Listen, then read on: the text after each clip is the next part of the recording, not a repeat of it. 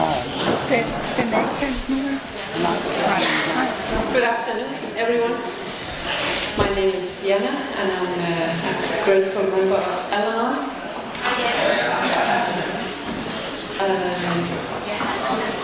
I'm attending Alanon group here in Aarhus at Thursday nights. We have a big book meeting where we study the big book as a primary purpose group. We have been doing that for 4 or 5 years now. Yeah.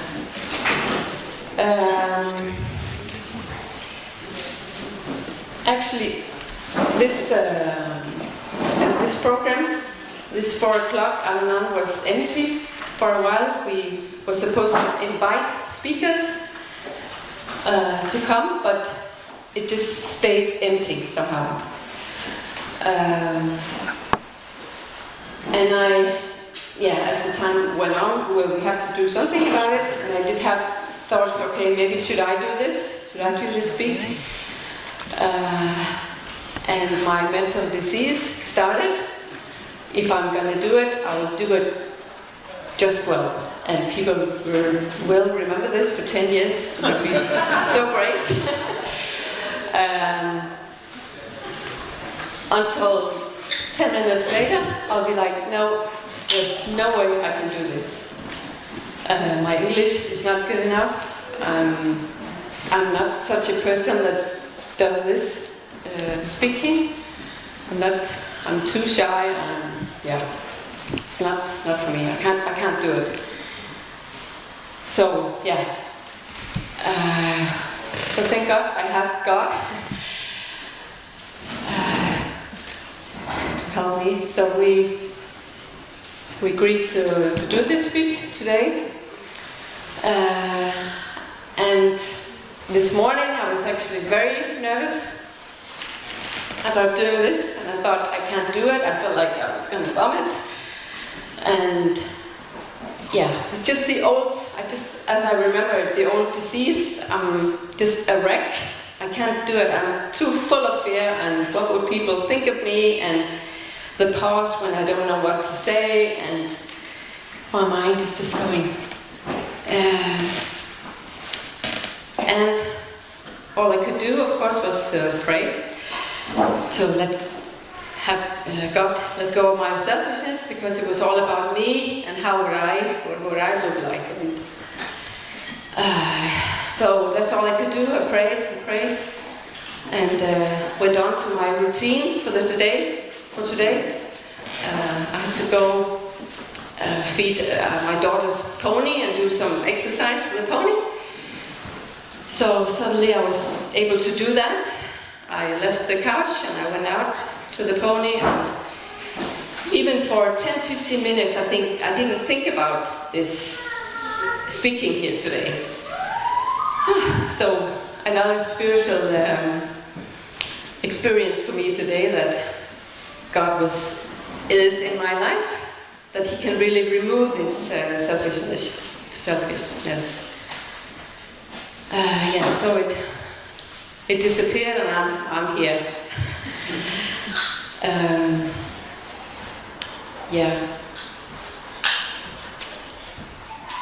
My husband is alcoholic, and when I got to know him, he had been sober for 2 years, and to describe my mental state before coming to Alanon, I was busy with him all the time, even though he wasn't drinking, and he was in the AA program, having a sponsor. He told me about the steps and God, and I think he was doing fine, but I was not doing very good. And I was always concerned with him, seeing him being irritable. So I was thinking maybe he should go to a meeting now. He also said he was going to quit smoking. How's that going? Maybe I should support him. Maybe I should buy a book. Those socks, they really annoy me. Why doesn't he clean up? And my thoughts would just go on and on and on. Concerned about him. And somehow I could see that this is too much. I'm too much in his face. And I would try to stop myself and try to be positive and buy books that would somehow practice being more positive, or so I was seeking for a solution. I could see something is wrong here, but I really tried to stop my interfering in his life and his being. But it didn't help. Maybe I could stop for a short while, but I would always end up again, well, he doesn't know, so I have to tell him. So,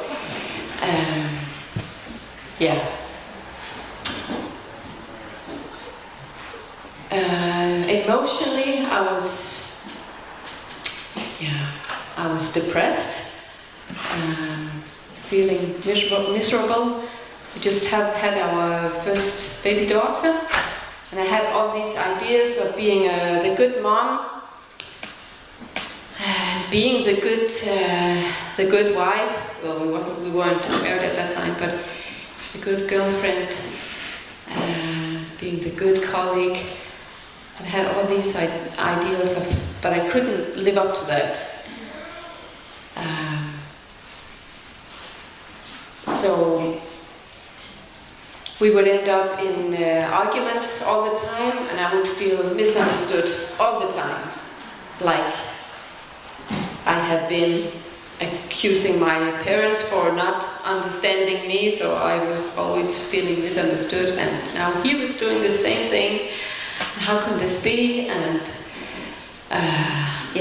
it was just chaos. And finally I was ready to go to an Alanon meeting. After having heard about it for a year, I think I knew that something is called Alanon, so I'm ready to go.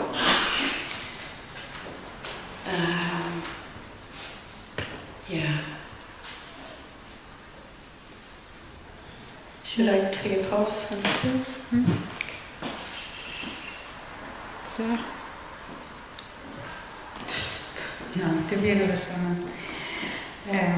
Jeg hedder Tine, og I'm Tine, sorry, and I'm a very grateful member of Alanon.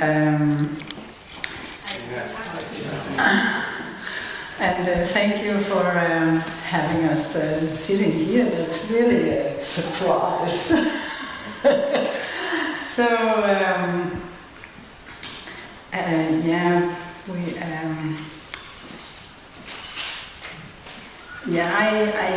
I want to tell what I came from. I came from a quite normal family. I don't know how normal, but my father was a sex abuser, and my mother was angry. She was much younger than him, and actually she was the one who was always discontent and unhappy and angry. And I actually became both of these things. I became obsessed with men and sex when I got to that age. And I was always angry. It was always somebody else's fault. No matter what. And that was like, this dissatisfaction that was in my life. It was the contain, I don't know, it was, that was my whole life, was battles. And that was from I was quite young. I always seeked to have other people filling up my life.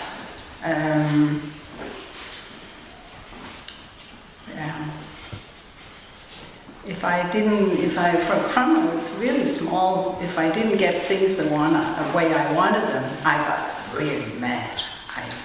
I remember once biting in my, you know, like in my feather blanket. So I could get really furious, and these emotions were following me. You know, I saw a lot of children that were very easy to like, to burn, to get angry when they were small. But it was like when people got bigger, it would fade out, it would disappear. But with me, it was staying with me. So when I grew up and I got boyfriends, I would get very furious on them also, and scream and shout and bang the doors, and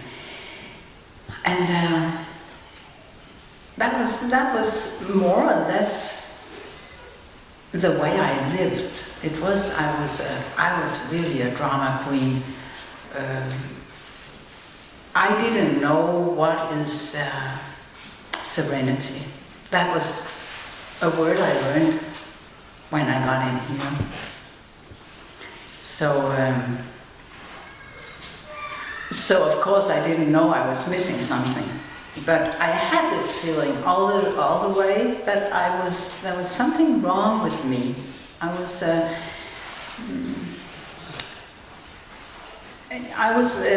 like Anne talked about yesterday, this feeling of being outside, that the others, they were like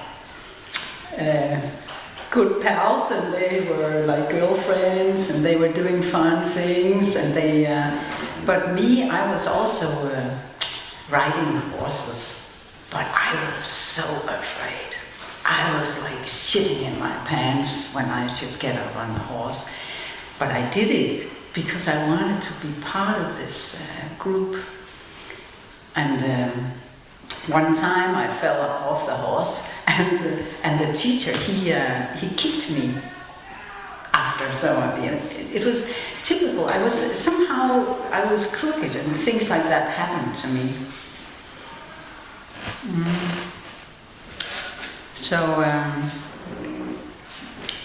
So yeah, when I went to school, I had a hard time concentrating. I was also looking out of the window or drawing. And when I got a teenager, I was always drawing sexual drawings. And not very much, just a little bit. Not so people could attack me for it. But I was always in my dream world. I was never really there. And it continued that way. I was finishing school, and I should decide what I wanted to be, and I was drawing all the time, so that was what I continued. And I had these dreams about, dreams about being the best, being number one, and it was like I was in myself, I was hollow. I always seeked something. It could be my work, but it could also be wanting to be with others. It was like I couldn't just think, oh, I think I will take a walk today, or that it didn't exist in my life. I was like, I have to call somebody and hear if they want to do something, or I go to a bar and I find a man. Or it was always like I had to have something to fill up that big emptiness that was inside of me.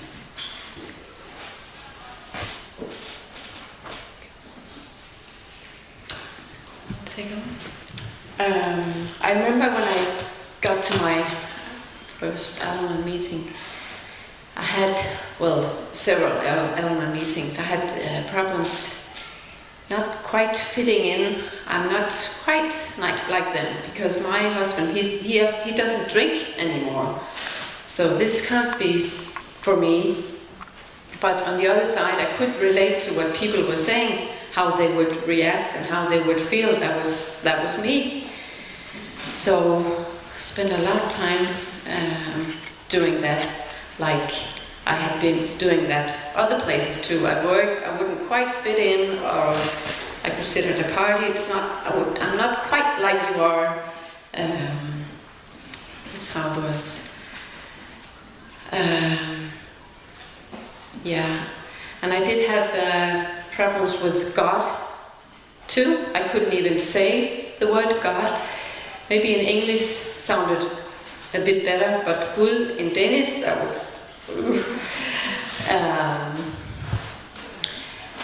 but I had hit a bottom somehow, otherwise I wouldn't have gone to Alanon. But I did start out on my own doing the steps. I thought I could do that. I got a book with question and answers, and I did got to know myself a little bit more, but of course it didn't work. So like the other times, it doesn't help that I know myself better. It doesn't stop the mental disease for me either. But I was told it doesn't matter with God. If you're just willing to say, maybe there is a God, just maybe, let's just assume there is a God, that will be fine. You don't need any more than that. And I was pointed out in the book when there was, and I could say, okay, yeah, I can do that. Maybe there is a God. And it did show me that going through the steps, going through the third step also, that I was willing to let my life and my will over to the power of God. And doing the steps, it gave me the experience that there was a God. It sneaked in on my life. That maybe there is something. I couldn't have done this on my own. Things started to happen. Yeah. And how do I do this with letting my life and my will over to the will of God? And I was also told that don't put too much attention on that. If you're willing to do the steps, if you stand on the sidewalk and you're willing to pass the road, say yes, I'm willing to pass the road, will be enough for doing the third step. Of course, I did the third step with my sponsor in a church, but God came in my life gradually. Yeah. And this thing that we use the same book as you do in AA. I needed help reading the book because we replaced the word drinking with trying to control things. That's what I do. I try to organize things. I get irritable, restless, and discontent, and it can suddenly hit me just out of the blue. I just cannot be in my body. I'm just so discontent, and I will try to arrange things, try to put things in order, and you do this and you do that, and not that it doesn't help. I don't think, maybe it's a very, very short relief, but that's what I will try to do. To fixing all these problems that's running in my ear, worries about the future, I would always think that it was something outside of me. We would live the wrong place. Our apartment was too small. That's why we are having all these arguments all the time. And our economy, our financial situation, it's not very good. If only that would be better. All these things outside of me.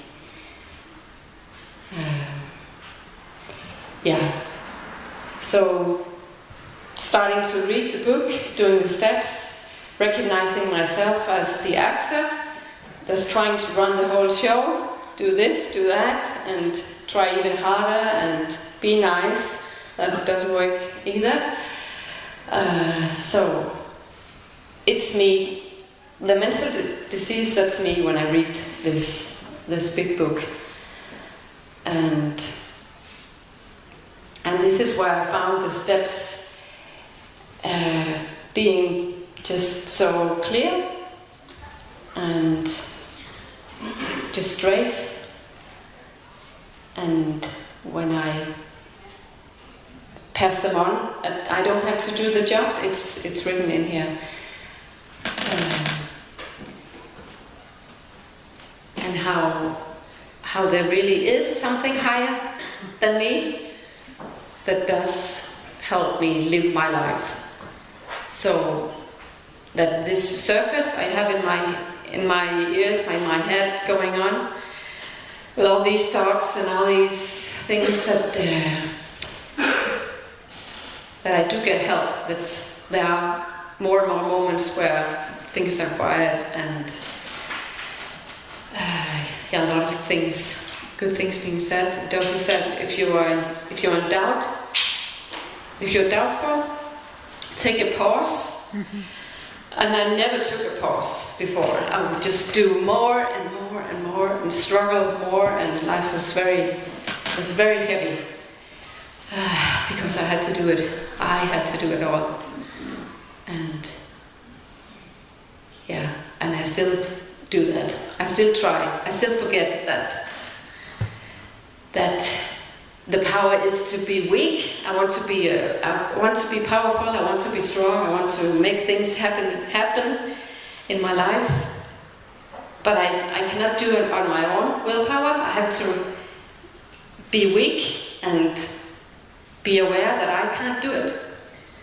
And sometimes it's when these sufferings comes back, all this pain, just this morning, all this pain, just so hard to be me, why is this necessary to go through this? I've been in Alanon for so many years, why does it keep coming back? But I have to say that every time, okay, I can't do this, my life is unmanageable, I need a higher power to live my life. So, it reminds me of where I am, and it also seems that every time I have this little struggle, where it seems like it should help someone else, that I go through all this pain just to be able to help someone else. Someone will call, and I said, funny you're saying that, I just have the same situation, and then we will help each other like that. Yeah. Thank you. Mm.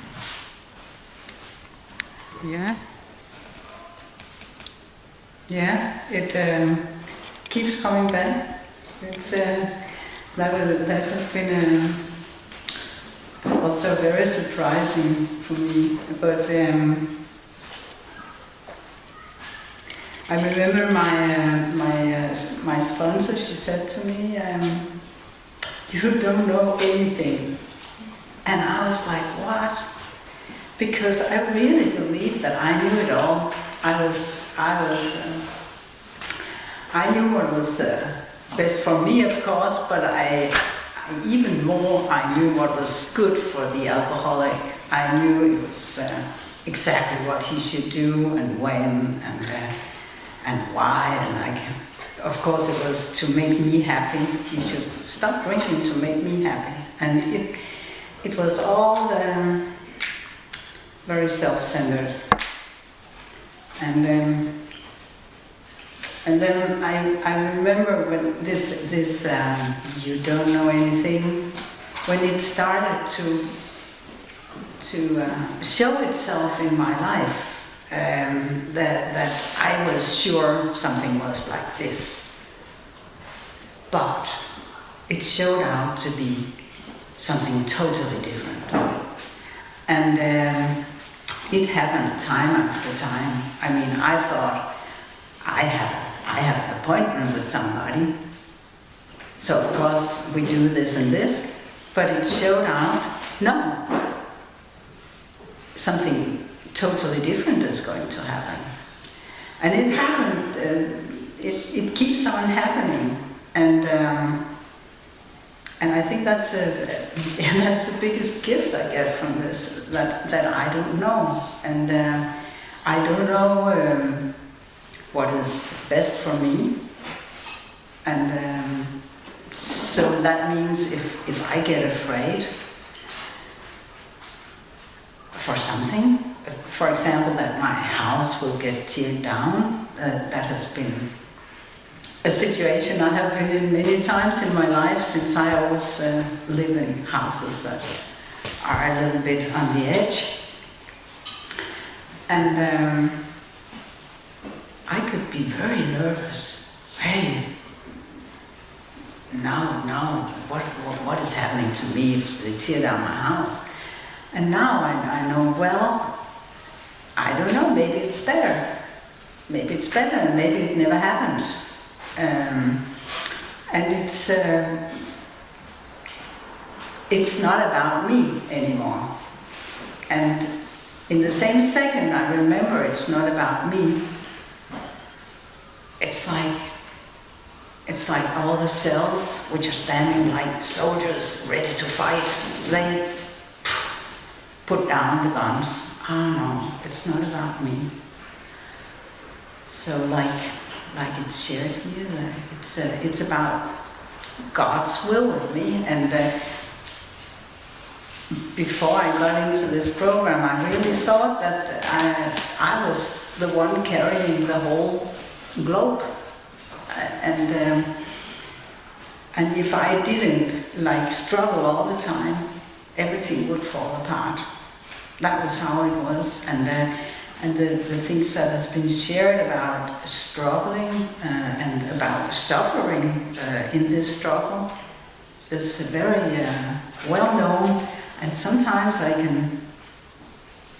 can almost forget it, but then it's good it's coming back, because then I remember, yeah, I have to go down on my knees, because if I don't do these things every day, I know what I get. I get back in this old life that I had, and I'll do anything not to go there again.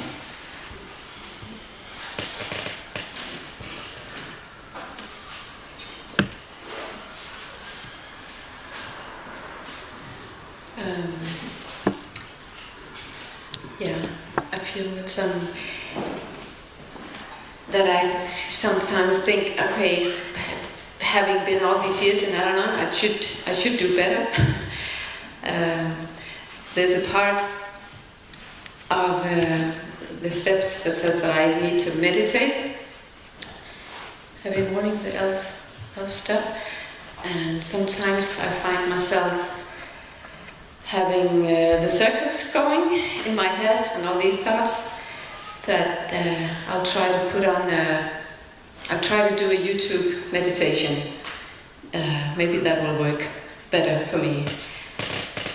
And I'll listen to it, and it's over, and I said, "What did she say?" I didn't hear anything. Okay, I'll do it again. One more time, and I didn't hear a word again because my mind is going.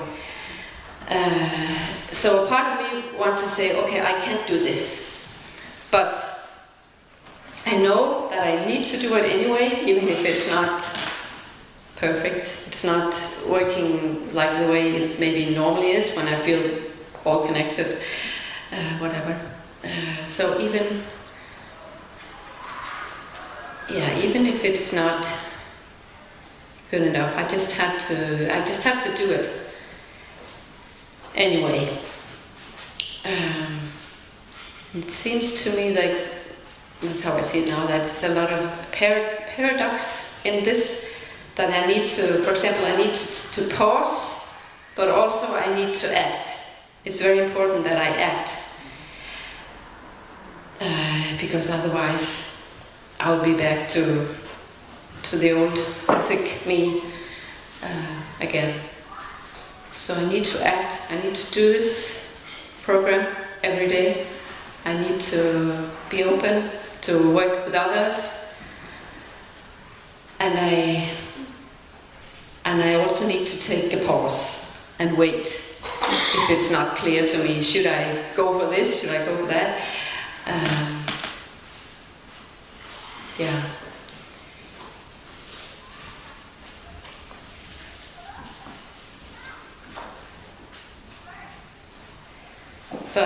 Yeah. But it's been, I'm grateful that we found this book, and that we found a way to integrate the book in our meeting, in our Alanon meetings. I think maybe we are the only meeting in the country that's now doing this. But for me, that's all there is. That's the steps, and for me there's no other way. And without doing this, I wouldn't be able to have the life that I have today. Getting help to live the life. Not that life has become easier, not at all, but it gives me so much help living it. And of course, the big thing is to see other being helped by the steps, and seeing the group grow, and we have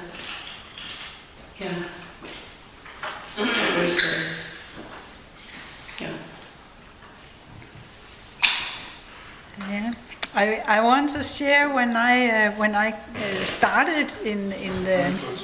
Ja, jeg glemte at tænde den. Det var da altid noget, jeg talte engelsk. Okay.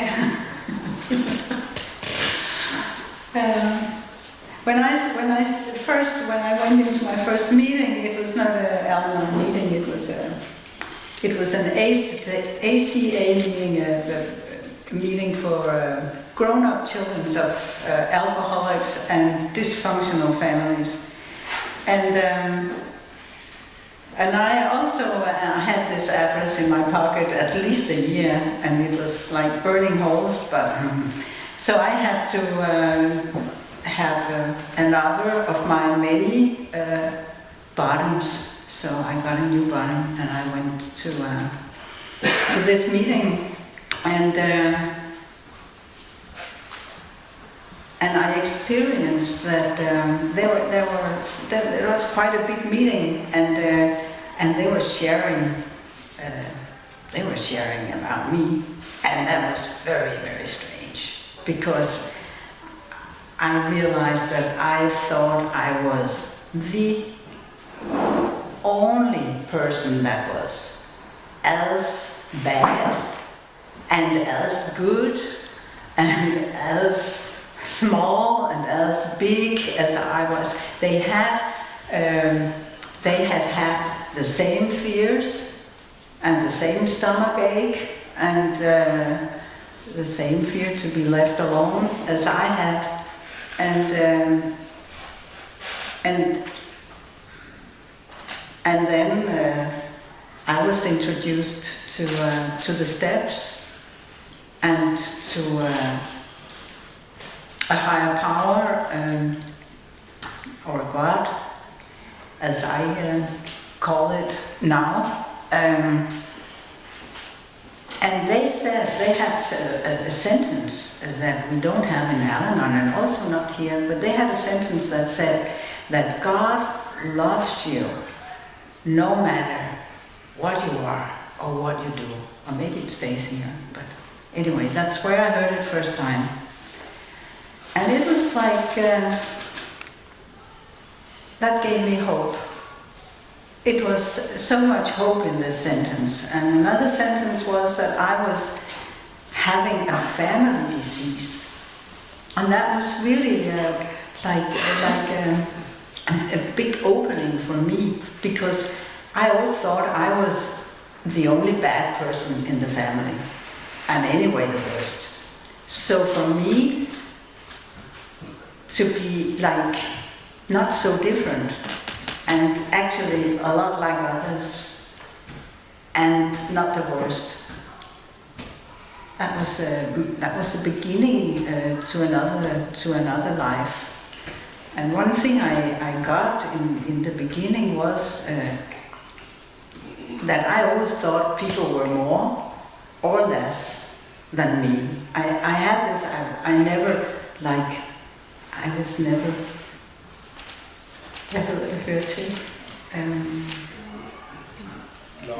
Belonging, exactly. I was a little bit really belonging. And for the first time when I walked into this meeting, I actually felt I belonged. And I never left this program, actually. I have stayed with it all the time, and I know that it's my rescue from me. And I know also I'll never be normal. So this is my medicine, and I don't have more to say, but what could be yours? Yeah. So thank you very much.